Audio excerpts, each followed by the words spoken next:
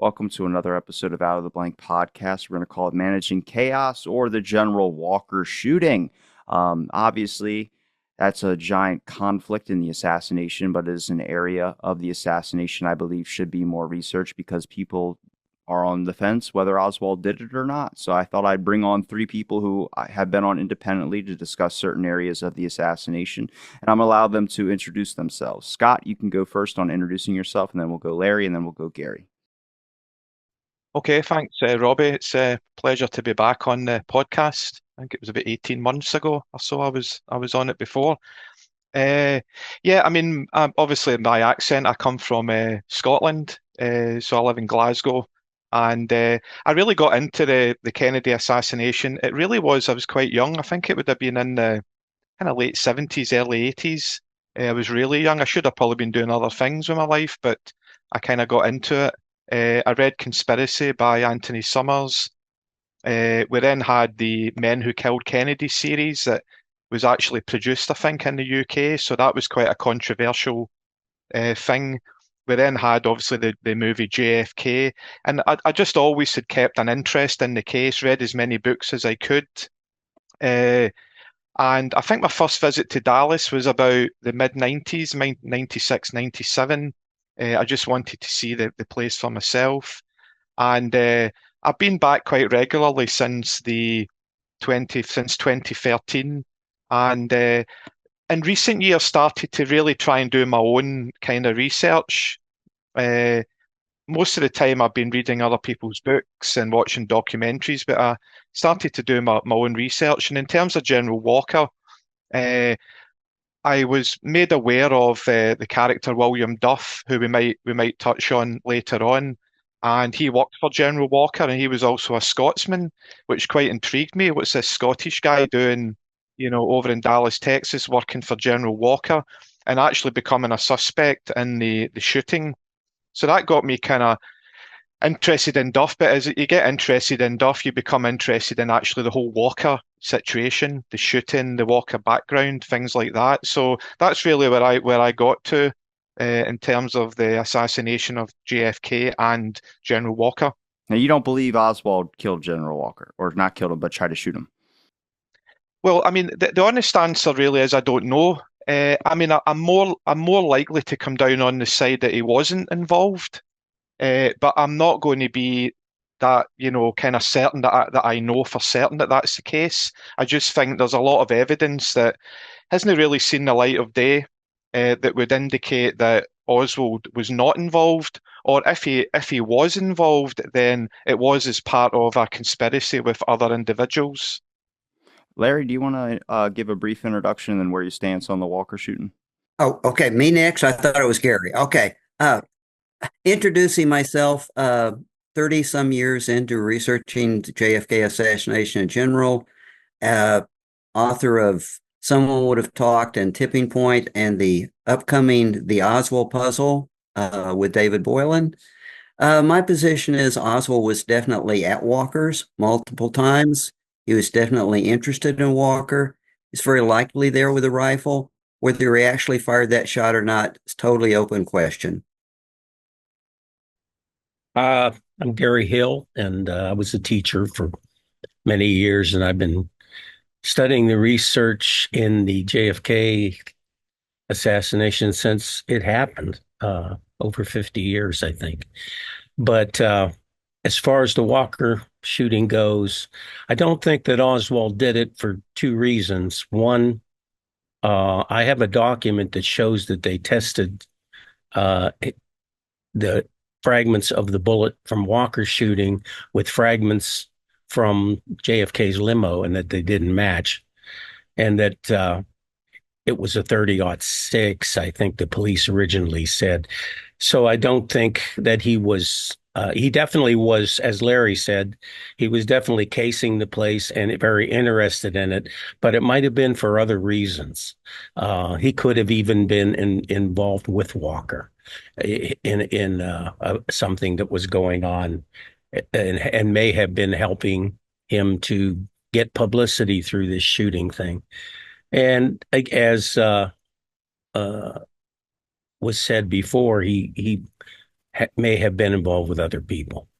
Let's start off with, I guess, looking at the times Oswald was at General Walker's house or near the vicinity. Maybe we can cover some of those areas. Obviously, if you feel comfortable to speak about it, Larry, if you want to start off, or if Scott wants to go, if he has information on that, because I will lead into, I don't think Oswald took the shot at Walker, mostly because I think the documentation that I've read, they were very skeptical of William Duff, and they were more interested in looking into him. So obviously that might be where some of us might disagree. But let's start off with Oswald being at the Walker house. So Oswald was there, and he was going there a couple of times to scope out the joint. I think the photographs taken from Oswald's possession very clearly show that he was there physically. A photograph taken from the front of the house, photograph taken down the alley behind the house, which would suggest he was just more than a tourist. He's there, he's taking photographs for whatever purposes. There are also annotations in his notebook that shows he was very interested in the ultra-right at that point in time. A number of ultra-right figures, and locally, Walker would have stood out. If he was focused in that genre of individuals and anti-fascist activities, Walker's an obvious local focus. So I think there's a good case for him having been there and with an interest in doing something, whatever that might have been. Protesting Oswald doesn't necessarily mean he had a thought of shooting him or killing him, but I think the case that he was there based on his notebook and the photographs, which I don't think photographs were being planted months before the fact of the assassination to incriminate him, 8 months later. So I do think he was there and had an interest in Walker. Scott or Gary? Just to add to what Larry's saying, obviously the photographs were found amongst Oswald's possessions, and on the face of it, they would appear to be quite incriminating because they've got photographs around different parts of the house, the alley, etc. But that's all they are. They are just photographs. They're not evidence of somebody taking a shot at somebody else. And if indeed Oswald was around that area, he could very well have been trying to infiltrate the Walker or trying to see who was coming and goings at the house. He may well have been trying, some kind of exercise and trying to find out who was going in and out the Walker house. So it's probably on balance. He was there at certain times. But I don't know that the photographs in themselves tell us very much. It's a bit like the backyard photographs. They're just photographs. They don't really prove anything. It's definitely more in line with my opinion of what I would think Oswald would be like if you talk about like the communist Marxist background or whatever you want to say. You would go after extremists in my point of view, whether you believe that stuff is planted or not. It's like for me, it's always been either he took a shot at Walker, but then he didn't kill Kennedy, or he killed Kennedy, then didn't take a shot at Walker. Because those two conflicting personalities, it wouldn't make sense why you would go after a hard right winger versus going after someone with the background of JFK. And that has been brought up in magazine articles and other things as well. So I believe investigations even brought that up when Walker, after the shooting happened of JFK, claimed he said this is the same person. A lot of people thought that was publicity. Yeah, they were on completely opposite ends of the kind of political spectrum, really. Walker was a segregationist, right-winger. Kennedy was kind of a very liberal president. So it doesn't really make a lot of sense to go after one and then go after the other if you're politically minded that way. Gary, Larry, feel free whenever someone stops talking to hop in. As far as the pictures go, there was a photo of an automobile behind Walker's house, and when it appeared in the Warren report, the license plate was torn out, so you couldn't read it. But Jesse Curry, in his book, has a picture of the car, and it has the license plate. So somewhere between the time it went to the Warren report, someone cut out that license plate, and there had to be a reason for that. because it's in Curry's book, but you can't read it. It's too small. Second thing that you have to consider this: Oswald had Walker's phone number in his book. And why would you put someone's phone number in your book if you were going to shoot him? You would put someone's phone number in your book if you were going to phone him, if you were in communication with him. And I think that possibly one scenario could be that just like he was trying to implicate the Communist Party with the Fair Play for Cuba Committee, he may have been working with Walker to implicate the Communist Party or the Marxists or whatever with trying to kill Walker, which would have been a publicity stunt that would have been great for Walker, who at the time was traveling with Billy Hargis and doing these midnight ride tours and getting crowds to talk to fanatic right-wing stuff. But and when the police investigated it, they thought the whole thing was phony. They thought it was rigged. So, I mean, you have to look at it from different perspectives because there's always other possibilities of what was going on, you know. So, And I think that's a good point, Gary. Not so much. There were telephone numbers in his book that he went. No, we don't have any sign that he did call. But the more important part is when Dallas police, as you said, when they investigated it, this was not the first incident with General Walker. General Walker had reported being harassed. General Walker had been reported being threatened. General Walker's PR people had participated in trying to get mileage from that. So Dallas police immediately suspected that this was a staged activity. There's no thought in the original investigation about anybody doing this seriously.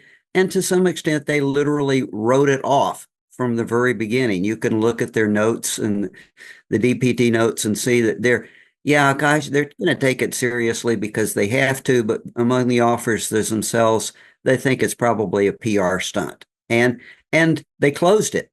I think we have to also accept that this was closed pretty much under those circumstances. They had people that they suspected that might have been involved. As Scott said, there's others like Duff, and there are other names that you can float into this that they suspected either could have been involved with Walker's knowledge, and he's part of this little stunt, or could have done it without Walker's knowledge, not necessarily intending to kill him, just to make a stunt. So he could even be very sincere in what he's saying. But that's a big part of the equation, that the police response to this in the beginning was that it was not a serious shooting or attempt to kill Walker, and they didn't really take it beyond that point. Yeah, and in terms, sorry, Robbie. Yeah, in terms of it being like a staged event, I mean, we have to bear in mind as well that Walker had only just returned from the Operation Midnight Ride speaking tour with Billy James Hargis. I mean, I think he had only returned about a day or two before then. So, I mean, Walker was probably pretty good at, bigging up publicity for himself. So, he could ride the wave of that speaking tour, and then he finds himself in the media again. This time as a victim. And I think, unfortunately for Walker, possibly, I think I'm right in saying about the day after was when a US nuclear submarine had been sunk. I think it was the USS, it sunk the USS Fresher. And that really took over the headlines, after, that happened, I think, on April the 11th. I'd need to double check. But so, whatever Walker's intentions were, if it was a staged event, they were soon pushed off the front pages by that other bigger event. And there's a real motive for that, Scott, and that Walker was running for governor again, and Walker had no money. An interesting factor about this is that people from Miami kept visiting Walker, over a period of several months, looking for money.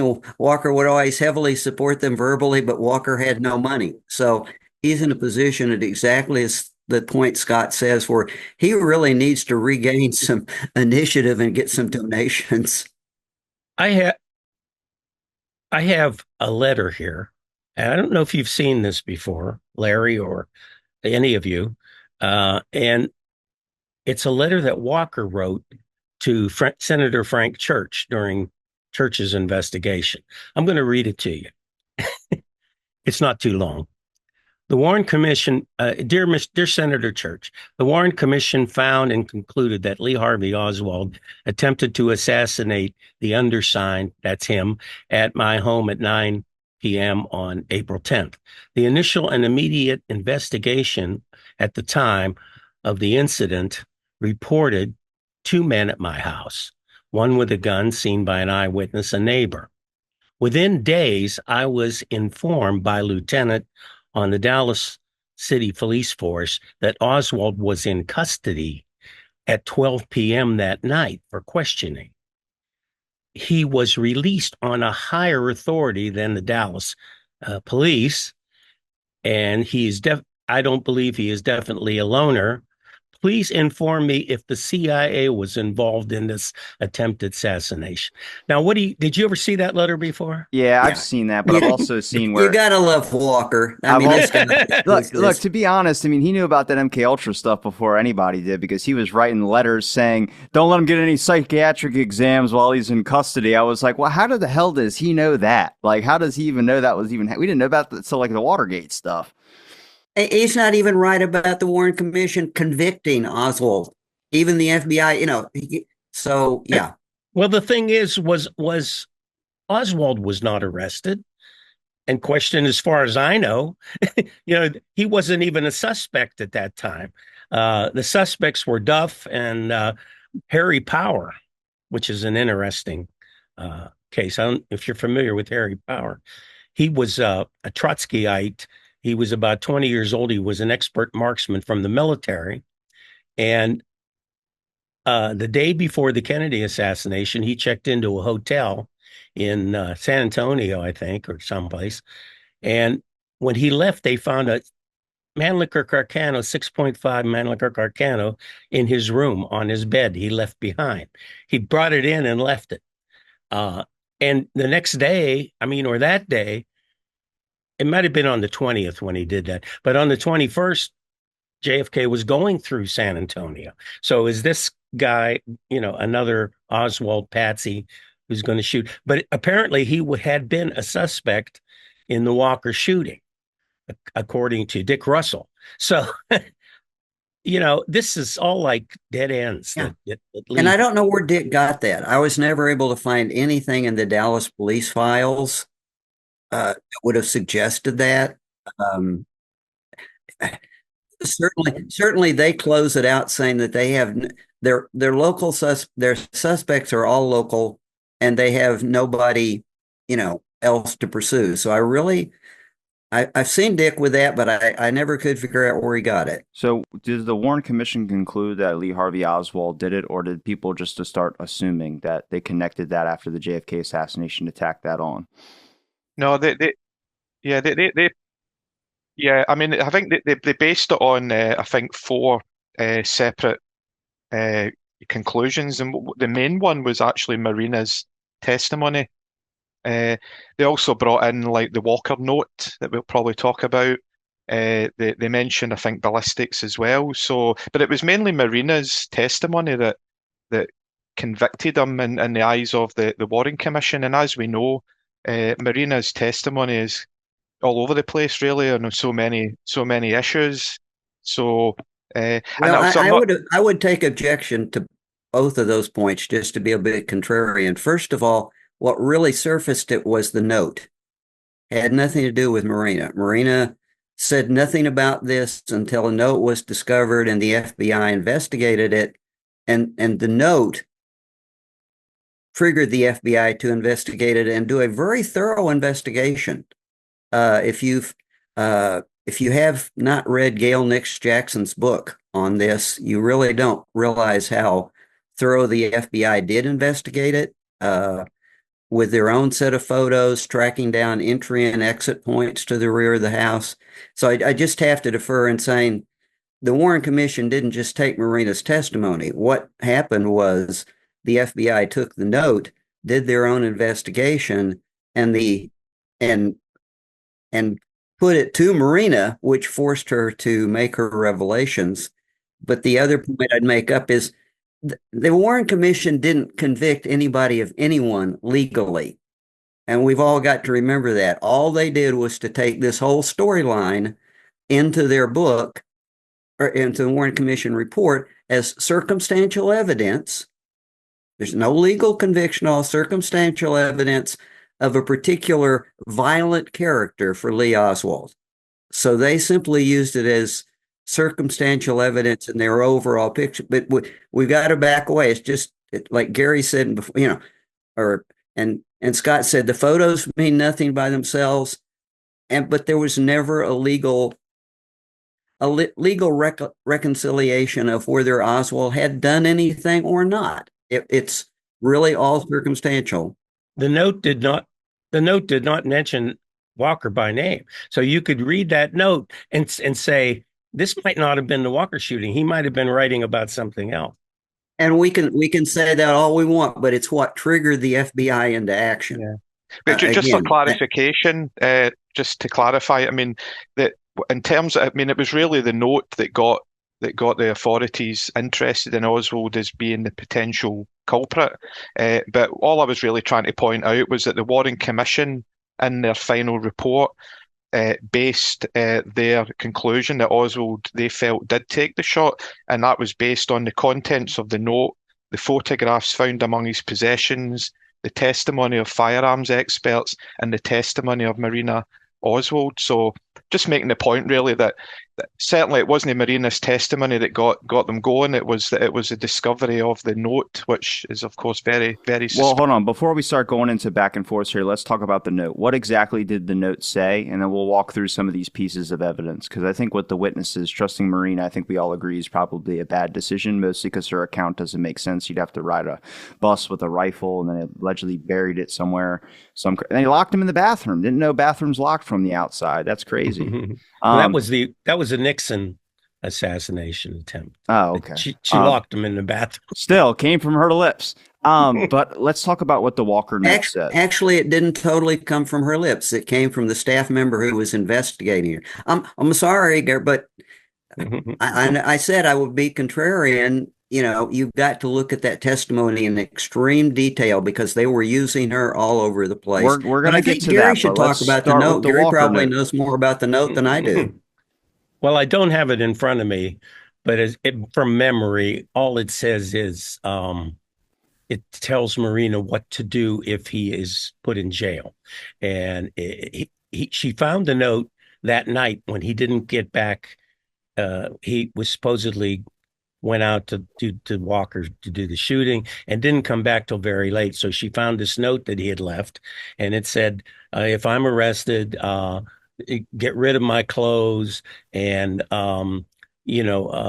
there's money here I left for you, and the rent's paid, and where did he get the money? That's the question. Well, it wasn't a huge amount of money. He left her a few dollars. You can live on this $7 a week or something for the next month, and there wasn't much money, but he had the bills paid, and he had anticipated something happening.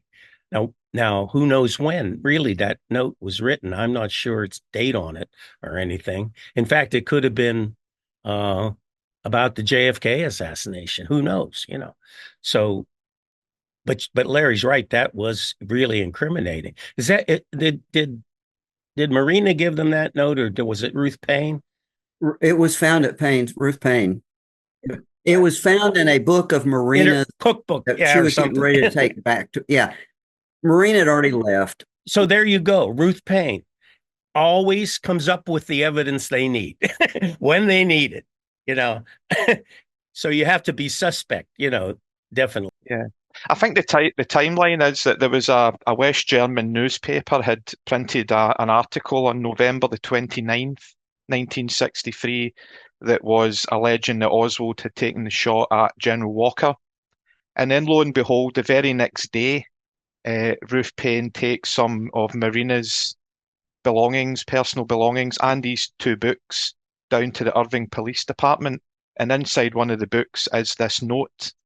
It's then discovered by the I think it's the Secret Service or FBI that discovered the note. And actually, initially, they thought it was Ruth Payne that had written it.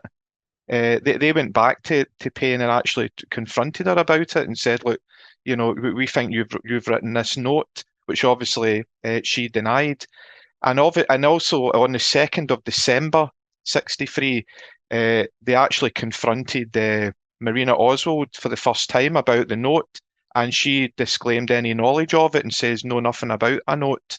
It was the following day that she started to talk about what the note meant. So there's a lot of dodgy stuff going on there. It's all very convenient. As you say, Gary, the note's not dated, it's not signed. It doesn't mention Walker. The timeline of it being discovered shortly after the newspaper article and Ruth Payne goes down to the Irving Police Department.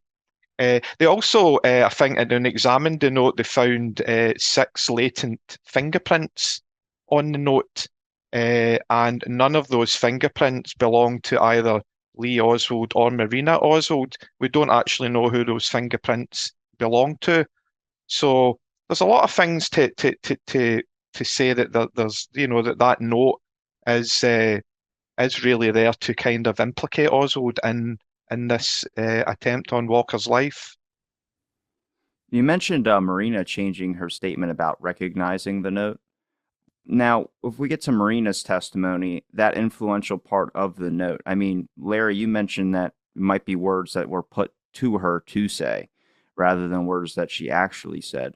So maybe we can go into Marina's count, because obviously if you have a note allegedly saying that you're going to attempt a life or attempt a shooting of a General Walker, and then you have now the wife to back it up, that's a lot of people are on board now with you that Oswald will be behind it. Well, a couple of things. First of all, Marina's two things you got to keep in mind. Legally, at this point in time, Marina could have been charged as an accessory to both murders, JFK's and Walker's, because she would have been withholding information. One of the things that you find is Marina at this point in time is pretty much denying everything. She's saying nothing to incriminate Oswald. She's not introducing anything that would incriminate Oswald or make Oswald look bad. Her first responses are always negative. Then when they show information to her, like, okay, I've got no choice, she starts going in. She essentially confesses up, or I won't say confesses, but she does shift. There's no doubt about that. And not just on the Walker note, but on other things as well. What she did at that point in time was to say, yes, I did find this note. I did put this note in the book. Yes, it was my book. It's a book on helpful household hints that's in Russian. Okay. So, it is undoubtedly Marina's personal book that wasn't Ruth Payne's that did have the note in it. There's no doubt about that. So she says, yeah, what the most interesting thing about it is she says, I found it. Then she goes into the story about he comes home late that night, is very upset, and talks to her about having been at Walker's and what he had done. And she doesn't throw the note at him. She doesn't say, you idiot, you just about got us all locked up. She just kind of puts like she's already put the note away, right? So it's kind of like, okay, her response is, I'm going to save this in case this idiot ever starts to do something stupid again, and then I'm going to wave it at him and say, you're a jerk. In less obvious words, but she claims that she had put it away after she found it and essentially hid it, but that she didn't go back and get it and destroy it because she might need to use it with him later. So that's just literally the fact of her statements. But what do you think, though, Larry, about the fact that the police came back to the Ruth Payne house the day after the Kennedy assassination? She was about to go out, I think, grocery shopping, and the police said that we're here to look for something specific. She then said that the last thing she saw the police doing was leafing through books to see if anything fell out. But they never found a note. You would have thought like a Russian language book in the house the day after the assassination would have attracted their attention. And if they were indeed leafing through books, as Ruth Payne says that they were, why didn't they find the note? Well, okay. I guess my answer is, first of all, we have to all accept that neither the FBI or the Dallas police did anything like a methodical investigation of this crime. They picked up, they picked up stuff from the Payne's house that was the Payne's. We know that. And they had to go through a whole sequence of filtering back things that were actually Payne's possessions to the Payne's. Hopefully you're not talking about the Minnock spy camera, because that I believe was Oswald. Yeah. Well, we also have to accept that a lot of that stuff was immediately shipped out of Dallas the night of the assassination. It went to the FBI and it came back to Dallas. So there were interactions between the police and the FBI for 2 or 3 months. We all kind of tend to think that this is over with Oswald being charged and killed, and that the investigation is over. And it was not at all. That's just like the FBI went back to really substantially investigate these Walker claims. The FBI investigated a lot of claims over a period of time, including Oswald's links. Again, we kind of think, oh, the first day it's declared there's no conspiracy. The FBI continued to investigate leads for conspiracy for some time. So did Dallas police. So I guess, Scott, to answer your question, it's one of those things that after 30 years, I can always see anomalies. It's kind of like, is this circumstantial? Is there a correlation? Is somebody manipulating all this?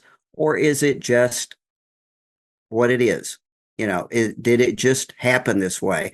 So I can't give you a good answer. I don't know why they wouldn't have shaken all the books. Maybe they didn't even see. I don't know where that book was sitting. I think it was in the police officer ever touched it. I think it was in the kitchen. Yeah, but so I don't know if a police officer would have gone in the kitchen. I just don't know, and I've gotten to the point where I'm okay with saying I just don't know. They didn't find a lot of stuff the first time they went through the house. I don't think they found the camera, or that definitely didn't find that picture of Oswald holding a rifle. They come back the next day and Ruth Payne says, I'm going shopping. Go ahead. You got the house all to yourself. And then all this stuff shows up. So what you've got, there's that. I have no doubt that Dallas police were framing him. There's too much evidence. There's way too much evidence. Again, no idiot would do the things that he did, like drop his wallet at the scene of shooting a policeman, or have cards on himself identifying him as Adele so they could trace the rifle to him. All these things are what a moron would do, or someone that wanted to be caught. And if he wanted to be caught, he wanted to be caught because I killed the president. Instead, he denies it all. You have to look at it in big. I've been reading a lot about the Lindbergh kidnapping. And the more I read about that, the more that the police and prosecutors in the Lindbergh case planted evidence and framed Hoffman, because that case was so big, so important, that if the cops didn't catch somebody right away, their ass is grass. And so they find somebody that looks good, and if they need to, they provide evidence. And I really believe that, especially with big city police like Dallas or L.A. with the L.A. case with RFK. So there's no chain of evidence anywhere. The reason I bring up that bit about the police is because, and this is why the podcast is great, because if people are watching who are really not that familiar with the Walker shooting incident, I think raising issues around the police actively leafing through books, looking for something specific and not finding it, I think is important. And I think it's important that it's put out there so that people, they get the other side of the story. They get to hear some of the information and the evidence that sometimes doesn't see the light of day. I take Larry's point that they may not have looked at that book. I think, with it being a Russian language book and a defector who was accused of assassinating the president, you would think that might have been one of the first books that they would flick through. But nonetheless, they were seen leafing through books and found nothing. No, it's a good point you mentioned, Scott, and Larry mentions a good point too. With I think we look at these agencies and we look at the departments, and they were pretty incompetent on a lot of areas. I think that's a nice way to say that. Whether it was purposeful or whether it was accidental, it just seemed like they were really just not good at doing their job at all. And obviously, we're quarterbacking by looking back on it all these years later and talking about things that they should have done. But when we look at evidence, what other evidence do we look at next? Let's talk about forensics. Forensics would give us a specific point to be able to identify if this thing can be tracked to Lee Harvey Oswald. Now, from what I've seen from statements of investigators, Floyd T. Alexander comes to mind. He said that anything that he would say up to when the origin of this bullet or what gun it was fired from, when J.C. Day gave him the chance to examine this at the Parkland laboratory or wherever he was at, where the rifle was there for, I think, almost 2 months or 3 months. It was there till like December.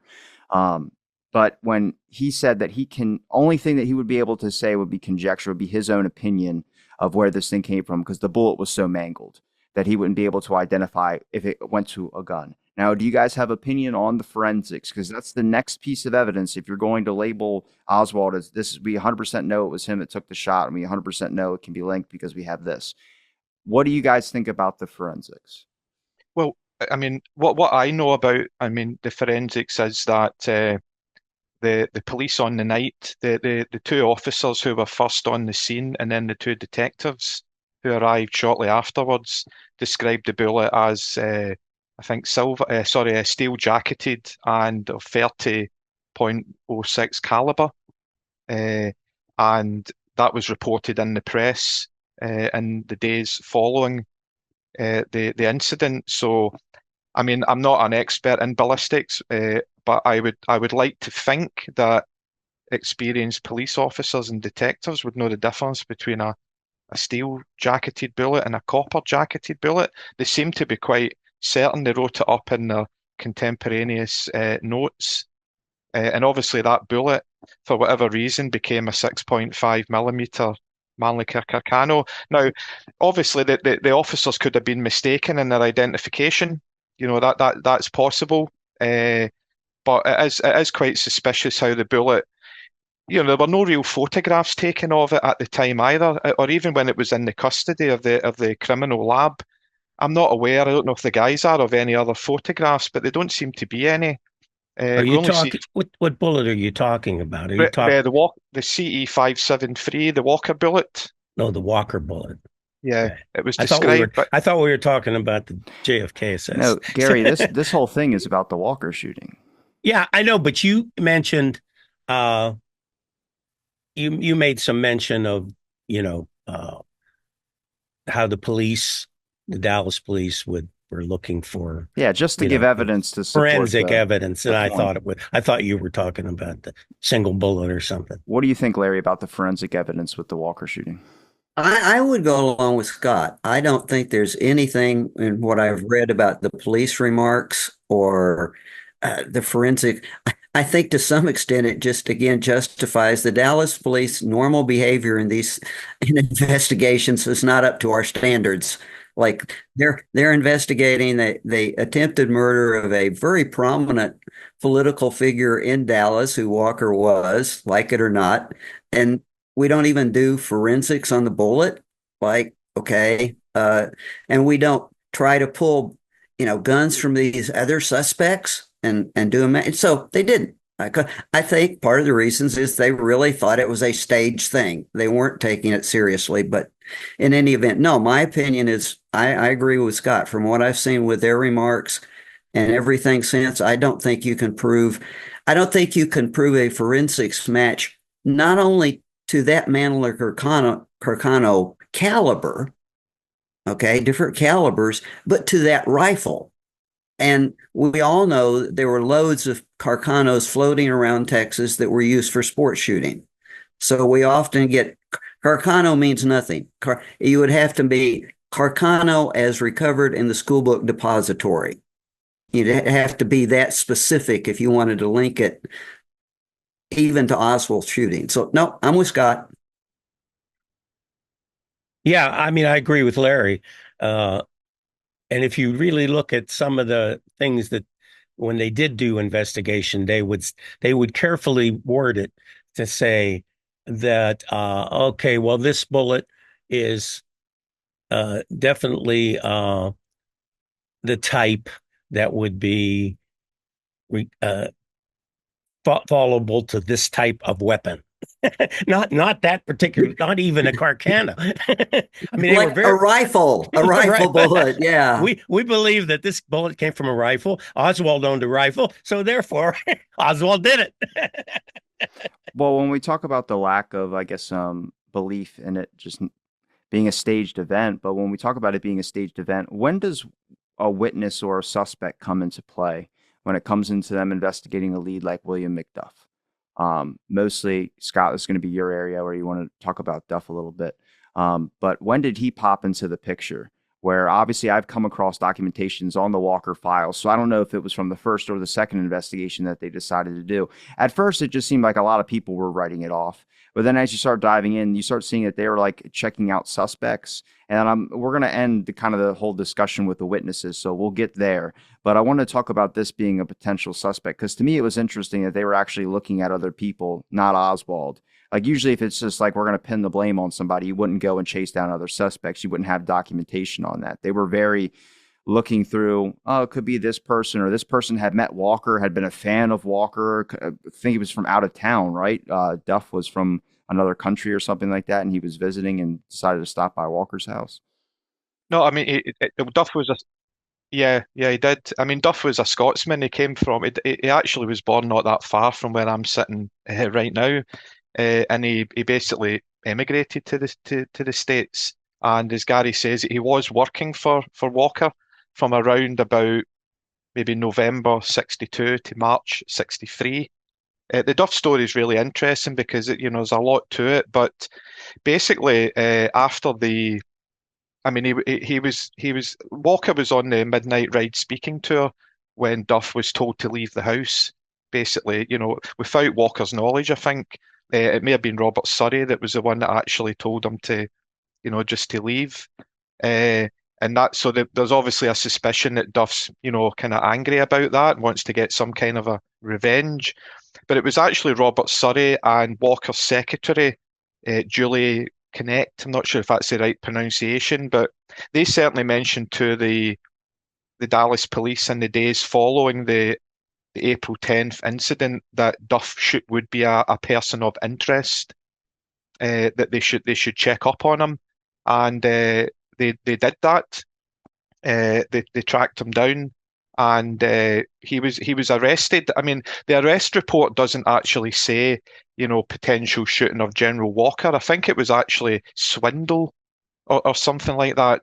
But I mean, I'm in no doubt that I think that they were, they had their eye on Duff as a potential suspect in this. Well, he was a suspect, but they had nothing to detain him. They had nothing to keep him on. So, they had to release him. But he's probably the only person that was really ever been arrested, in terms of this case. Scott,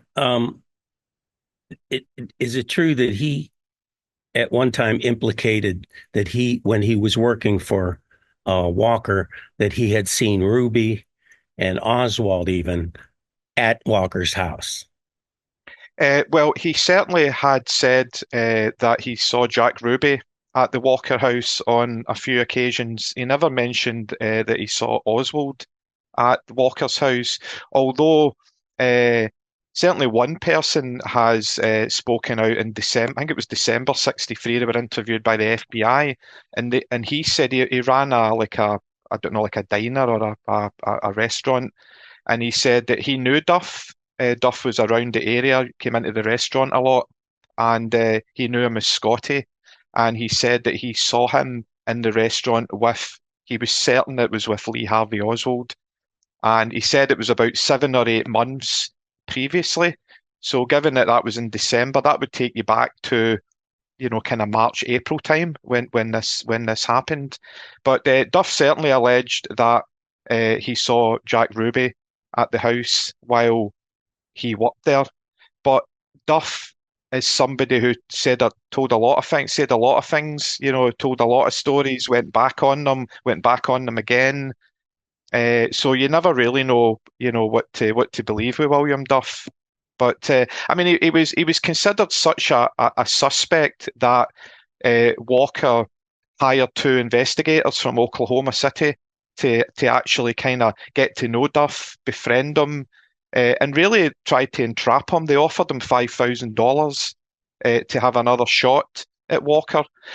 Duff had actually apparently had said at a party somewhere, maybe after too many drinks, typical Scotsman there, that he had taken the shot. Now, again, as I say, Duff would say anything really. So how can you really necessarily believe him? But anyway, Walker did hire these two detectives and they offered Duff $5,000 to have a shot at Walker. I think what they were trying to do is they were trying to tease out if he actually knew anything about the original attempt. And they had it all set up for the 10th of June, 1963. And obviously the investigators went to Walker, told them what they'd found out, which wasn't much, to be honest. And Walker took it to the Dallas police. And the day before Walker had went to the Dallas police, Duff had went to the FBI because he sensed that he was being set up. So it's all just a bit of, shenanigans that's all going on. But, Duff was a main suspect, that's for sure.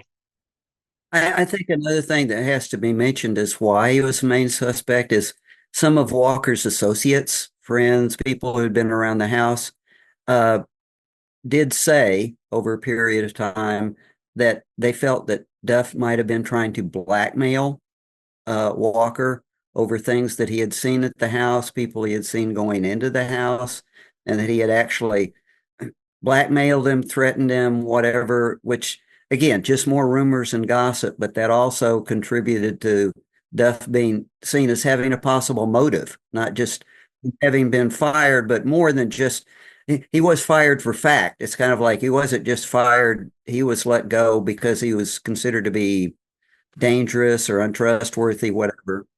Yeah, I think that they thought he was kind of lazy around the house. I mean, he called himself Walker's Batman, which was really, just, I think he got free room and board, and in exchange for that, he maybe drove Walker about, did some odd jobs. I think it was Duff that actually put the flags out. Sounds like Alfred, Batman's butler. Yeah. I think it's a British Army term. It's somebody who's like assigned to an officer and basically does everything for them. So I actually think it was Duff who put the flags out on Walker's lawn in the morning and then took them in again in the evening. One interesting thing, we were talking about the bullet earlier on and the caliber, etc. And I mean, this may be a stretch, but when the two detectives were investigating Duff, one of them was in the house, and in a shoebox there were he found some kind of bullet cartridges. Passed them to Clyde Watts, who was Walker's kind of lawyer, friend, etc. And apparently, I'm just looking to see what my notes say, but apparently the shells were described as steel jacketed and approximately 30 caliber, which kind of, leads you back to what we were talking about earlier on when the police found the bullet on the night. Now, I don't want to incriminate my fellow Scotsman, but that might be a stretch to actually make that link. But it's just a fact that those shells were described as steel jacketed and found in Duff's possession. Well, do we believe that the investigators hired by Walker might have tried to sway or manipulate certain things to make the shooting fit that it was Lee Harvey Oswald, or make things happen as well too? I mean, that could be a possibility, especially if you're talking about someone that's being paid by a guy. I mean, you're going to tell the guy, hey, this is what we found. And the guy goes, hey, you mind adjusting, to switch the caliber so it looks better? And they're like, well, we can't say, you can if you want to, and I'll stamp it at the bottom, but I'm not writing that. There's obviously that has to be brought up if, their investigation were coming across a lot different results. You can say lack of DPD investigation too, but I think it might be a multifactorial thing here. I think the Ruby connection is kind of interesting, being that Ruby, after he was in prison in jail for killing Oswald, at one point told when he was talking to Earl Warren, and he told him about a group that was credibly suspicious about JFK's killing was General Walker and the John Birch Society. That he was throwing a lot of innuendos. Do you know about this John Birch Society? You know about General Walker, and that they were behind it. So that's kind of interesting. That maybe when he was working with Walker, that to whatever, I don't know why he would be visiting Walker if Walker was Nazi and he was a Jew. I mean, it doesn't make a lot of sense. But then he also had H.L. Hunt's Lifeline magazine in his pocket when he was arrested, and you can tie Hunt to the Minutemen and all that stuff too. So something might have been going on there with the right wing, with the Birchers and the Minutemen and so forth, and somehow Ruby was involved. I don't know. So it's something that's interesting, just touching on that, Gary, as well, about Jack Ruby and Duff saying that he saw Ruby a few times in the house, is that just round the corner from Walker. Walker lived at, I think, 4011 Turtle Creek Boulevard, but just round the corner, the other street, I think it's called Avondale Avenue or Avondale Avenue, and somebody lived in the house called Samuel Gilbert. I don't know if that's a name that a lot of people are familiar with. I wasn't up until fairly recently. And apparently Samuel Gilbert and Jack Ruby were best friends. In fact, the Gilbert family and the Rubensteins emigrated from Poland together. So Jack and Sam Gilbert were well acquainted with one another. Ended up both moving to Dallas from Chicago, and there was some evidence given by a lady who was the daughter of Gilbert's housekeepers, and that's Edgar and Ruby Boggs, and they both say that Jack Ruby came and visited Samuel Gilbert at that house regularly. In fact, to such an extent that at one point I think Ruby was going to move in to the house. Now, in my last visit to Dallas, it takes you about 2 minutes to walk from Samuel Gilbert's residence to Edwin Walker's residence.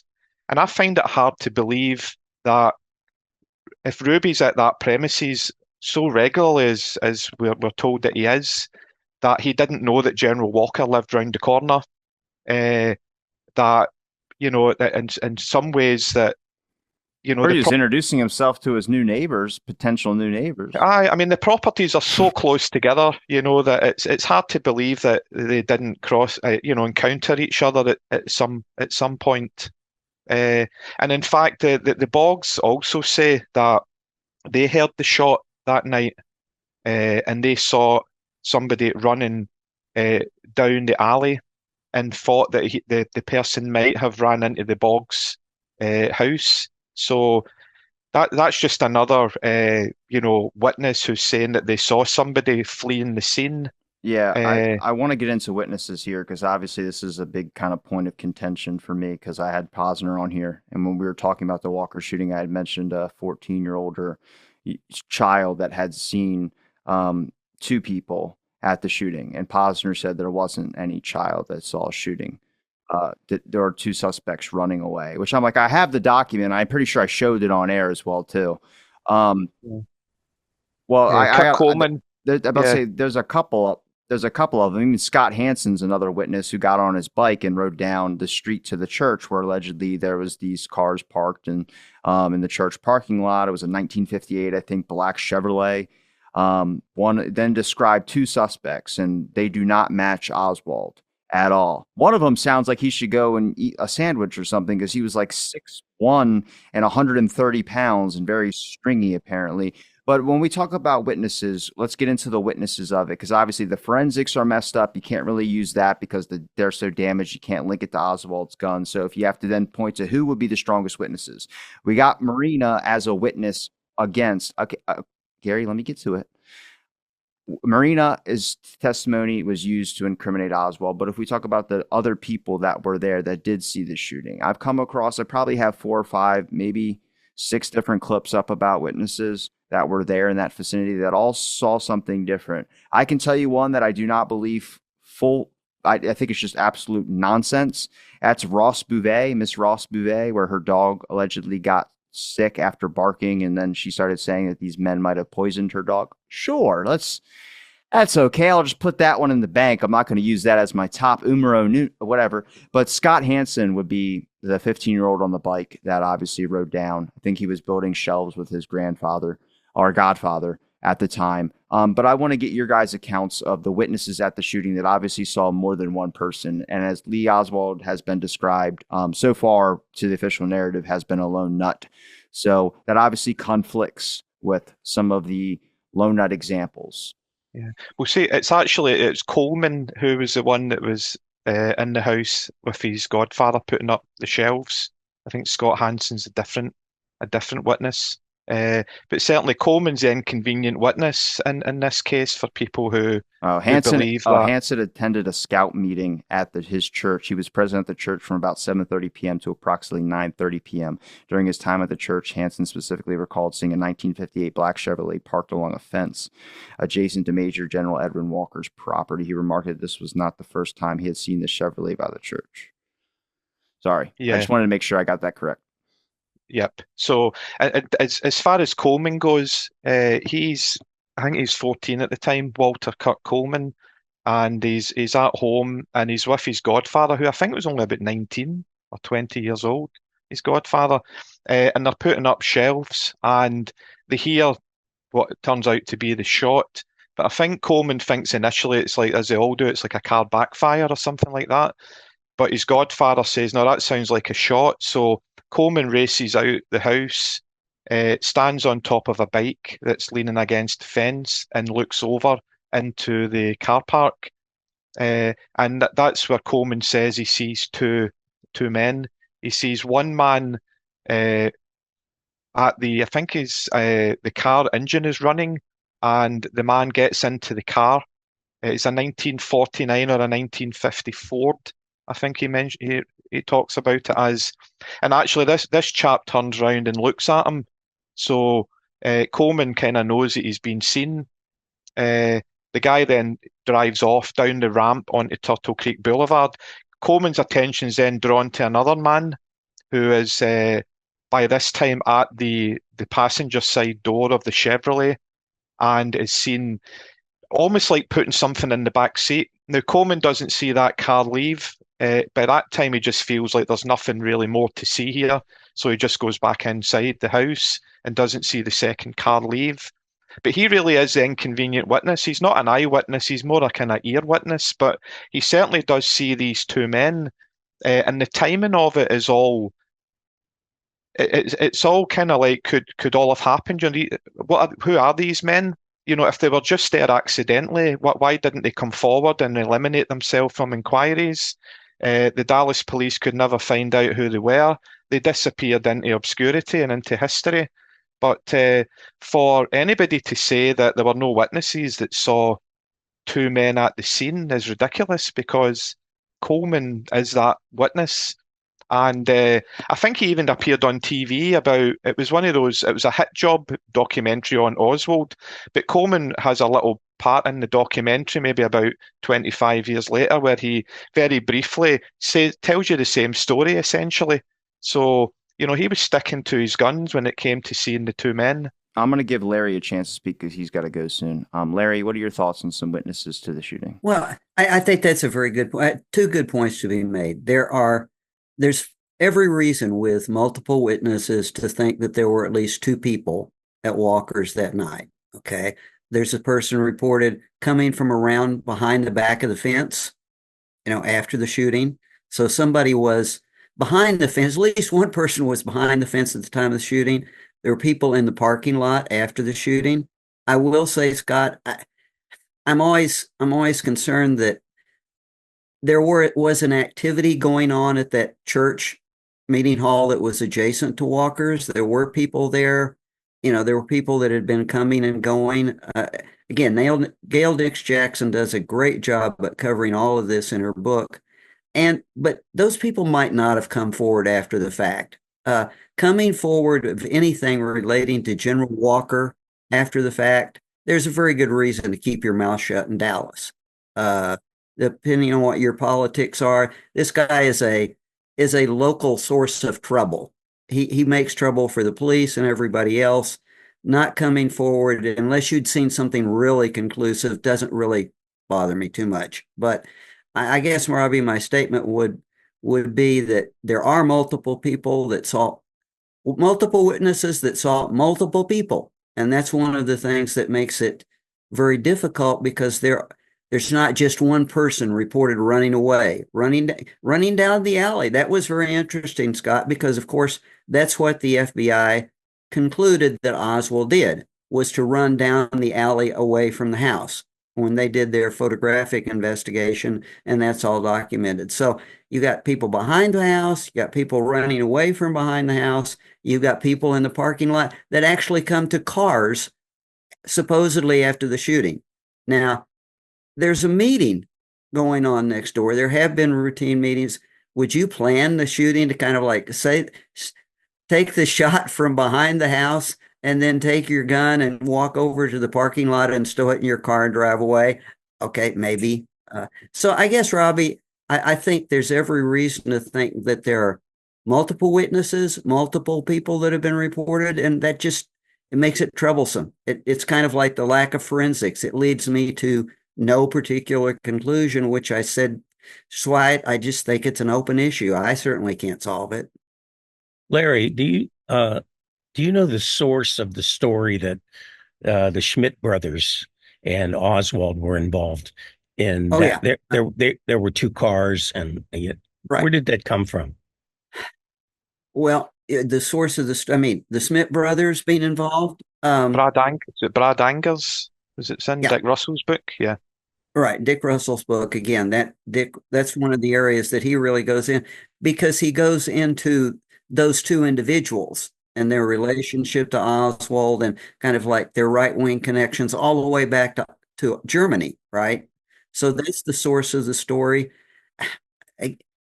Again, that posits the Smith brothers in two different ways. The Smith brothers either trying to gain influence over Walker by convincing they can help him by setting this up as a fake staged event, or leveraging themselves to take over some of Walker's following. It does a great job of laying out the scenario, but I know of nothing that would directly connect these Smiths themselves. Well, Larry Schmidt was the one that wrote the wanted for treason poster, and Robert Surrey's the one that printed it. And then Ruby was involved with it. I mean, so you've got that whole, we're back to that, Everybody's connected to everybody.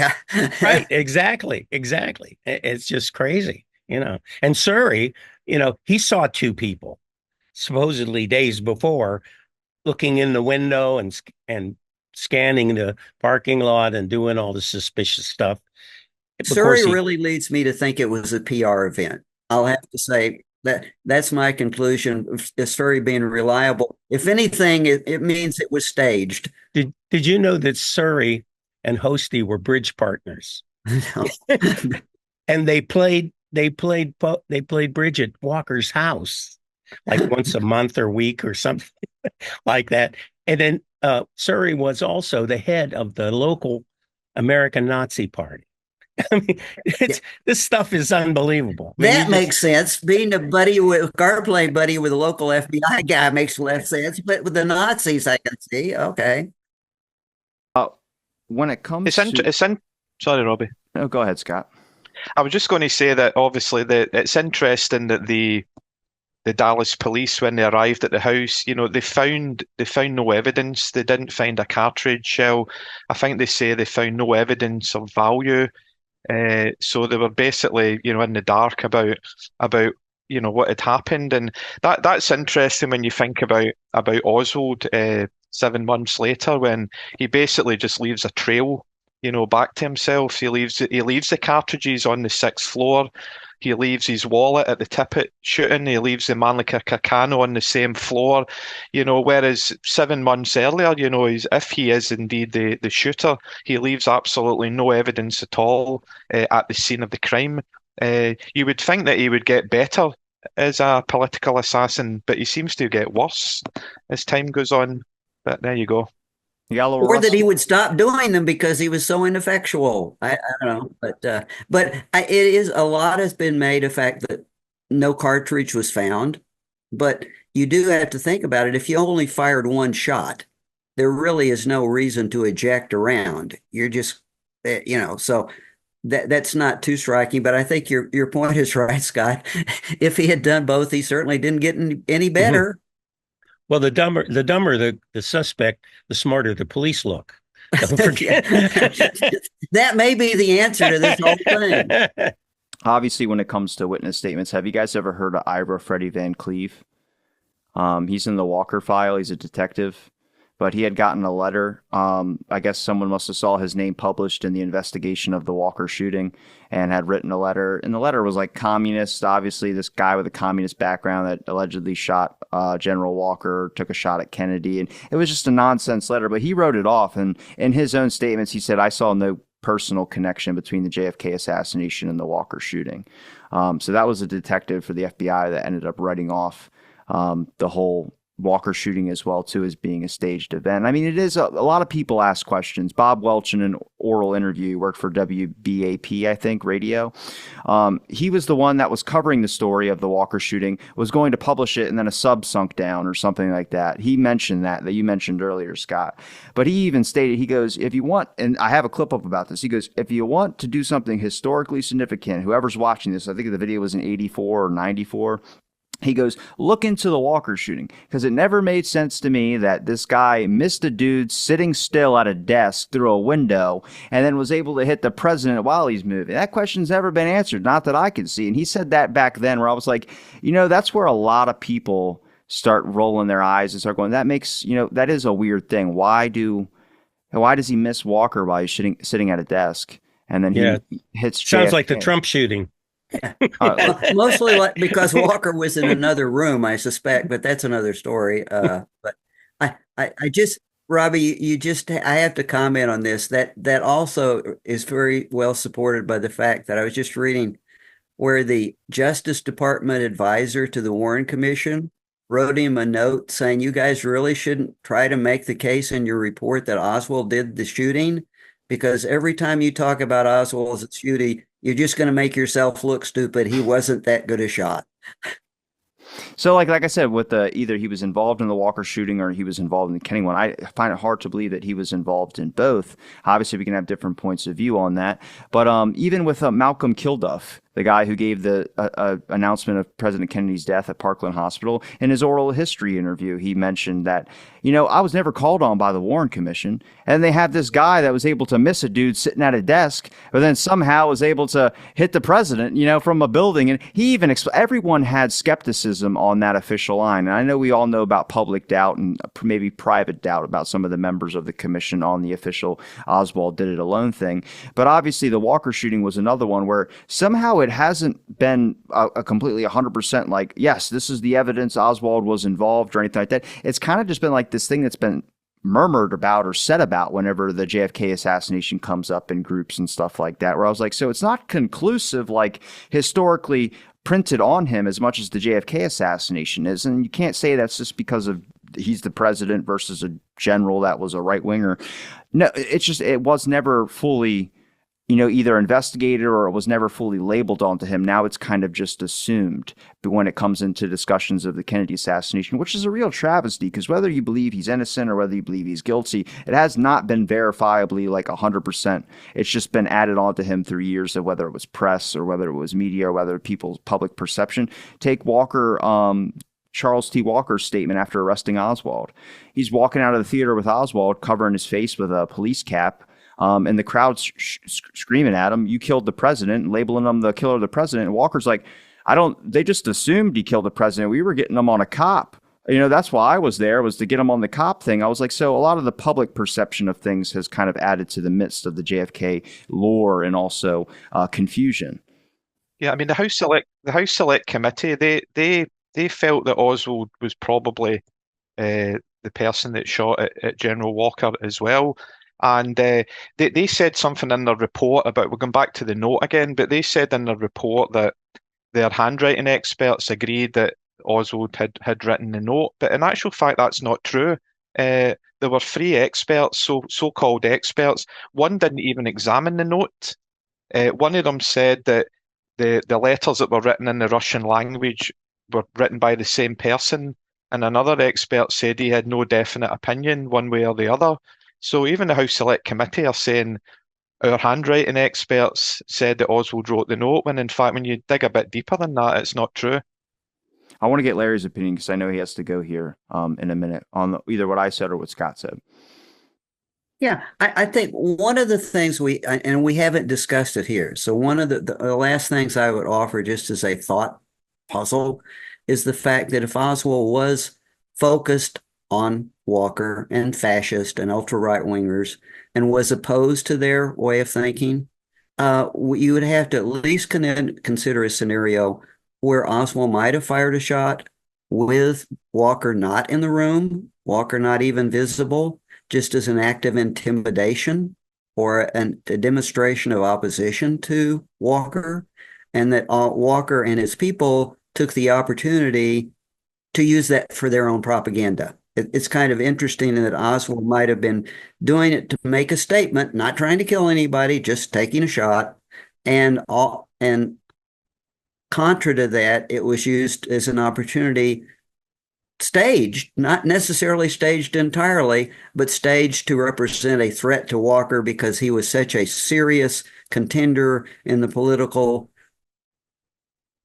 element of Texas. So I'm sorry, I have to leave, Ron, dental appointment to go to, but I just offer that as something to think about, because that's one of the reasons why I remain open on the thing, because it doesn't seem to me that there's any single thing that's conclusive. So no, I nice to appreciate see it, you all.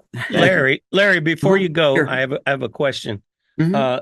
Do you know of any relationship between Volkmar Schmidt and Larry and Bob Schmidt? Because it was Volkmar that supposedly thought he talked Oswald into shooting at Walker. He was from Germany, and he was an oil man. I wondered.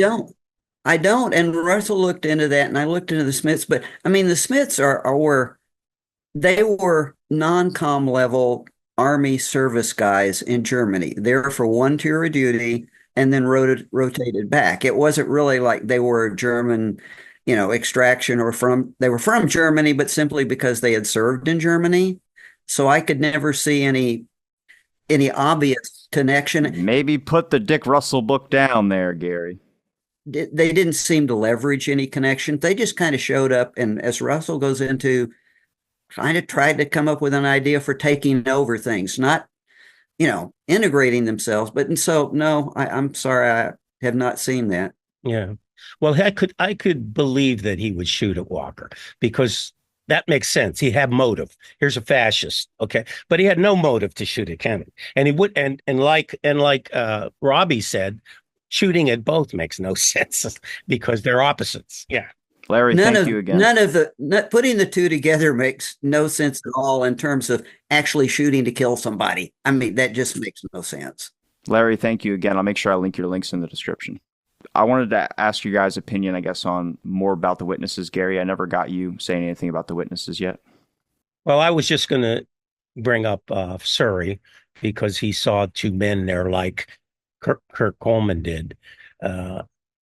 As far as that, I'm not really aware. I think Paul or Scott has researched that area more than I have. He seems to know all the witnesses more than I do. All I knew was Coleman and Surrey, and the kid Hanson, whatever. But if there was anyone else, I wasn't aware of it. Now, when it comes to obviously the Walker shooting, I think you guys both agree that Walker or Lee Harvey Oswald wasn't involved in the shooting at all. But when it comes to the historical record or what the Warren Commission used as, if they even included it or even talked about it, compared to what the HSCA did when it came to the work of the Walker shooting, I mean, who would you say put more out there that Lee Harvey Oswald was behind the Walker shooting? Do you think it was the Warren Commission or the HSCA? I certainly think it was more the Warren Commission. I don't think the HSCA focused on it that much, but the Warren Commission certainly they needed some kind of a motive. They needed to be able to explain to people why Oswald, in their eyes, shot the president and then killed Officer Tippit. And the Walker shooting gave them that opportunity. You know, that the man had a propensity for political assassination, and it started in April 1963. So I think they made a bigger song and dance about trying to point the finger at Oswald than the House Select Committee did. Gary? Yeah, I agree with him. Yeah, it was the Warren Commission. They needed that. It gave them more strength to their conclusion that Oswald was the assassin, that showed that he was violent, and that he was anti-authority. He's going after someone very important in Dallas, So I agree with that. Yeah. Was he liked enough to where it would really honestly add more weight? I hate to say it like that because it makes it seem like the shooting of Walker, nobody really cared. But from what I've read on his accounts, he seemed like a lot of people did not like Walker at all. No, they didn't. Yeah, but what I'm saying is all their evidence was circumstantial, and anything they could grab their hands on, they could because Oswald had never been a violent person, no one described him as violent, and so that the Walker thing gave them a chance to say, yeah, well, look, he took a shot at Walker, so he was violent. When it came to politics, he was violent. So I think the Warren Commission needed that. It wasn't a main thing, but it was something on their side of the court that helped. Now, when it comes to anything that we haven't addressed in the Walker shooting, is there anything you guys have that you would like to address when it comes to the Walker shooting? Just a couple of wee things maybe that folk might not be aware of is that about a week after the Walker shooting, it's likely that Oswald was downtown handing out Fair Play for Cuba committee leaflets, and he was seen by there were two police. Well, I think there was a patrolman and maybe an officer approached an individual who was handing out these leaflets, had a Viva Fidel placard on, and then when he saw the police coming, he kind of disappeared into the department store, and the police just kind of gave up the chase after that. And Oswald had written a letter to the head of the Fair Play for Cuba committee, VT Lee, and had actually said in the letter that we think was mailed around about the 18th, 19th of April, that he needs more flyers, and that he was out on the streets of Dallas the day before handing out these Fair Play for Cuba committee leaflets. And the reason I bring that up, and it is, again, it's speculation because nobody really knows, but could the note have been about that incident if Oswald did indeed write the note? Could he have been writing a note about his plans to do Fair Play for Cuba committee leafleting on the streets of Dallas, which in ordinary times would have been a very dangerous thing to do given the political nature of the city at the time, but particularly about a week or so after the Walker shooting had taken place. You can imagine everybody was on kind of tenterhooks and quite tense, etc. You couldn't have predicted what the police reaction might have been. So there's a lot of focus on Oswald when he's handing out the leaflets in New Orleans, but he did do it in Dallas before he did it in New Orleans, and he did it very, very close after the Walker shooting. I just think it's interesting. He also wrote to VT Lee about the encounter on Canal Street with Berenguer in New Orleans, but he wrote it before it happened. So this tells me that he's involved in some kind of program to show that he's a communist or that he's this radical to be accepted or to infiltrate those groups, to I mean, he sent membership card, uh, FPCC membership cards to the head of the American Communist Party and those people. So that's trying to link them. So they have membership cards. So they are part of that Fair Play for Cuba Committee's part of the Communist Party. And I think that was his job. He was infiltrating these groups, provocateur, and he was trying to frame them as communist groups. And whether he was really left wing or right wing, I can't ever figure out because you have argument for both. He seemed genuine, though. But what he was doing was I think he was part of a program. And remember, Guy Bannister was good friends with Surrey. So this New Orleans thing could have continued from Dallas to New Orleans and then to Mexico City. We'll never know, thanks to Jack Ruby. If you talk about the Walker shooting, but if you believe that there was a person you would put who was authoritative in charge, that would probably be the most suspicious when it comes to the case. Not that he took a shot or anything, but just involvement in obviously evidence or anything like that. I would look at J.C. Day. There's just a lot of things about him documentation wise. It seems like he's the strongest one that gave more weight or looked like if you're reading his documentation was already kind of on the road of its Oswald, compared to the other ones who were actually like Floyd T. Alexander and others. What's interesting about Day, it's good. I'm glad you brought that up because, all right, so after the assassination, they give the Mannlicher Carcano to Dallas police, and J.C. Day has it all day long, and doesn't find any prints. Then he sends the rifle to FBI headquarters. They have the most sophisticated lab in the world. They keep it for a while, and they don't find any prints. Then, for some reason, they send it back to Day. And that night, he finds this print underneath the barrel of the rifle, which everyone had. It's hard to believe they could miss it, So even the Warren Commission was suspicious about that, and they wanted to re-interview him. But when they did interview him, they didn't ask him. It was like, "How you doing today?" Or "You not?"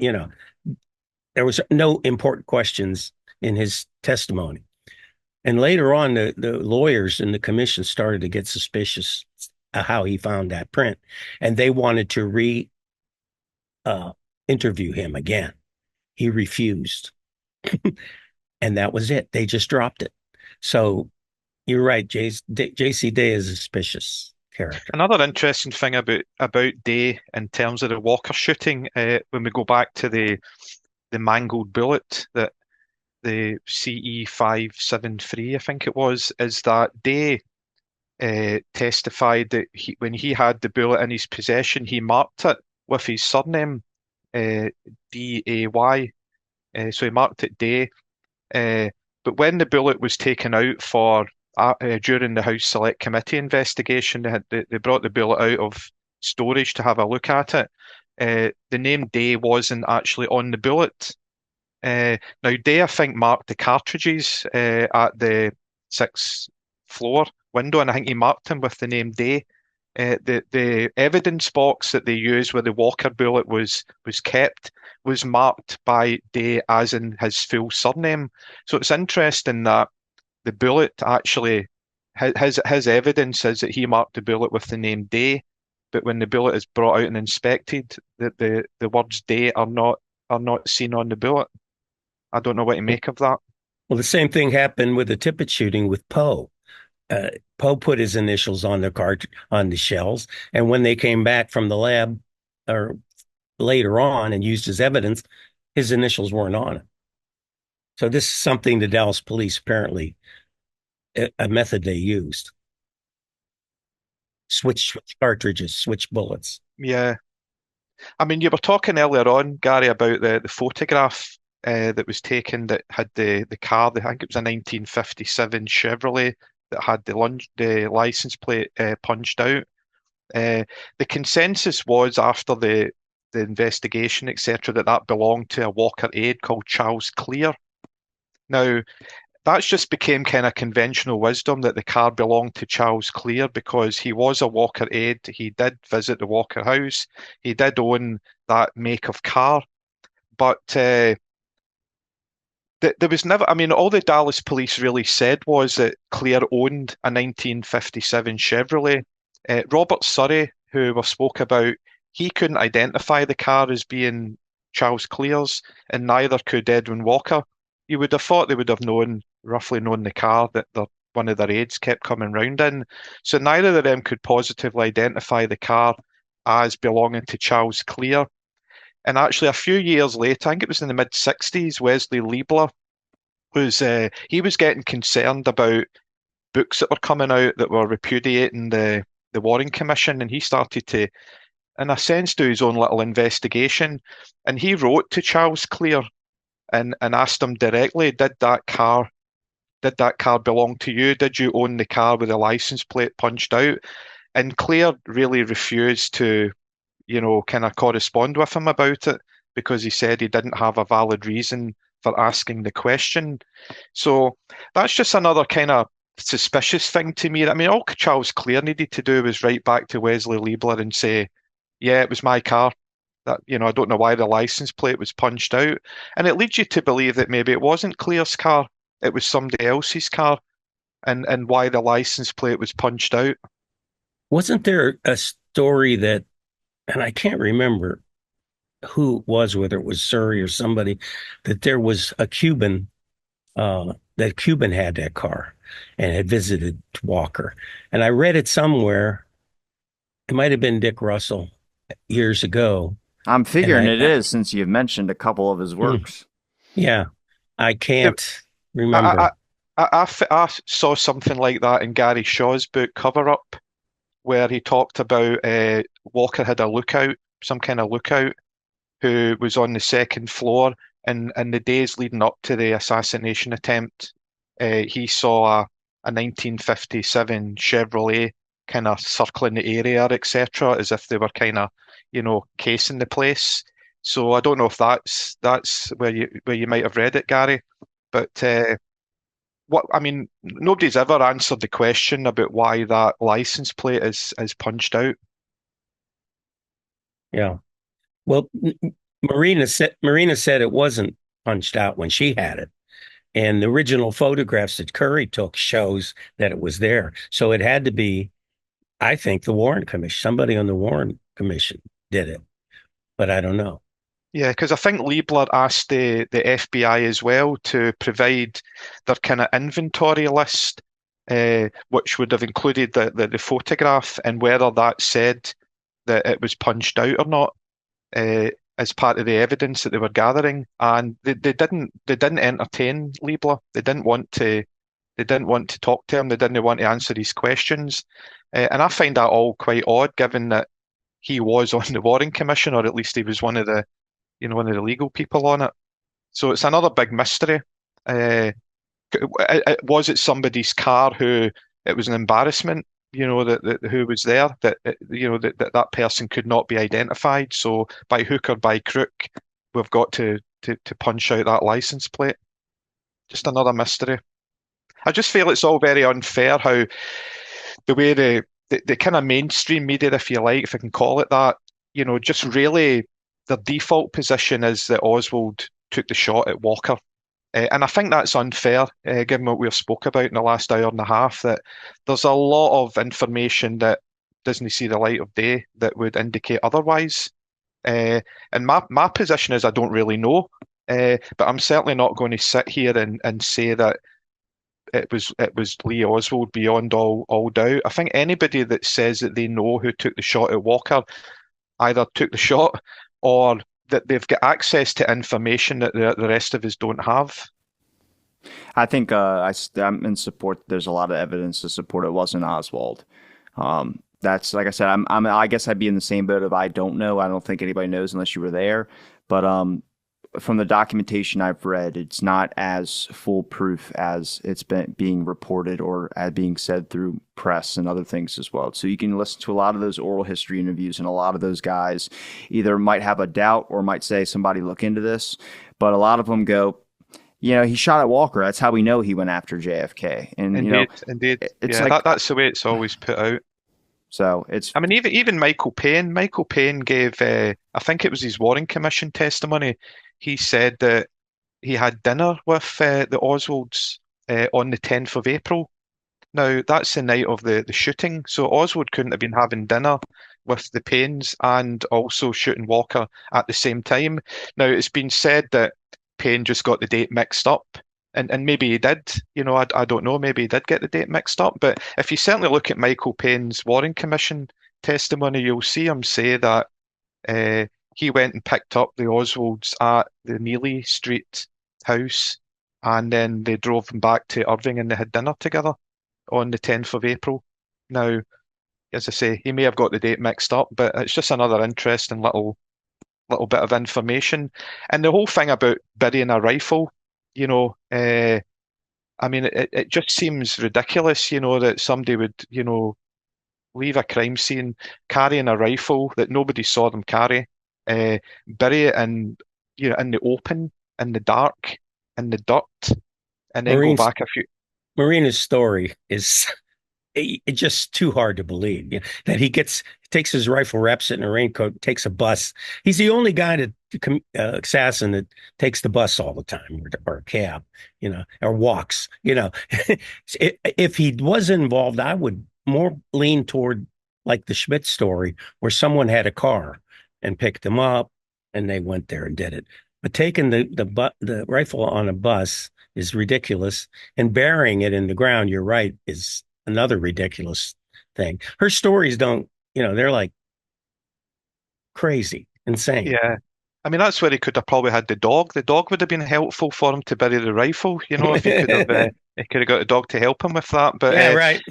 As far as I know, like the FBI, when they carried out, an examination of the Carcano, I think it might have been the 23rd of November, they didn't find any evidence of, like dirt or corrosion or anything like that would have indicated that a rifle would have lain underground in the dirt for 3 or 4 days.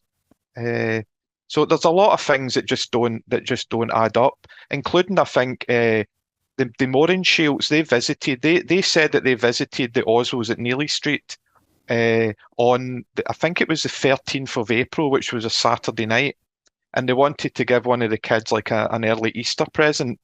And when they were being shown round the house, Jean de Moran Shields said that she saw a rifle in a closet, which we're presuming is the Carcano. But Marina says that Oswald actually retrieved the rifle on the Sunday, not the Saturday, so it couldn't have been the same rifle. So it's just another bit of information that's all mixed up that doesn't make any sense. Well, gentlemen, I appreciate the time you gave me to talk on my show about the Walker shooting. Is there a place where people can find any of your links? Scott, we'll have you go first, and then Gary will end with you. I would just say I'm a member of Dealey Plaza UK. So I would encourage people to maybe check out our Facebook page, YouTube page as well, because we've got lots of presentations that people have done over the years that are on our YouTube channel, Dealey Plaza UK. And we've got a conference next month in Canterbury that I'll be going down to. So I'm going to be doing a presentation on another matter. And I've written a few articles on Kennedys and King. I'm not a prolific writer as such. There are a few things that I feel that I do want to continue to investigate and possibly write about. But I would encourage people just to check out Dealey Plaza UK, because there's a lot of good stuff particularly on the YouTube channel.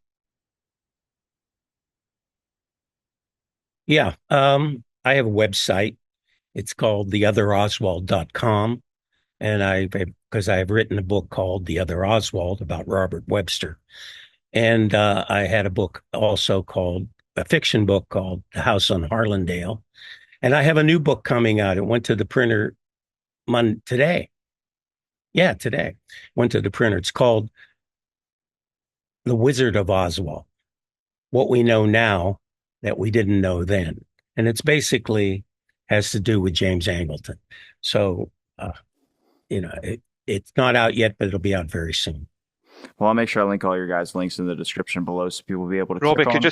just one quick thing, just when Gary mentioned that, I have written a chapter about the Walker shooting for a book that, I don't know if you know Steve Cameron, and I don't know when the book's coming out or even if it's coming out, but if it is coming out, I have provided a chapter for his book on the Walker shooting. So that obviously ties in with what we've been talking about. Yeah, I'll make sure I can go and find his book. I know it's not out yet because I think he's focused on the Trump stuff right now. But I'll make sure I link all the links in the description for people to be able to click on. Thank you, everybody, for listening to this episode of Out of the Blank. Stay tuned for our next episode.